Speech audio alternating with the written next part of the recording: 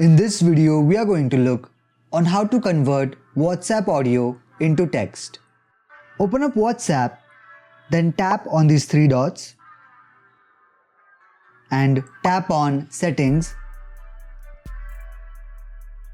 Then tap on Chats. Tap on Voice Messages with Transcripts and tap on Choose Language.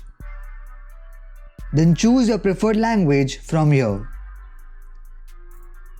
And then tap on Setup Now. Voice transcript will start downloading. Once it completes the download, open up any chat which has voice note and then tap and hold on the voice note.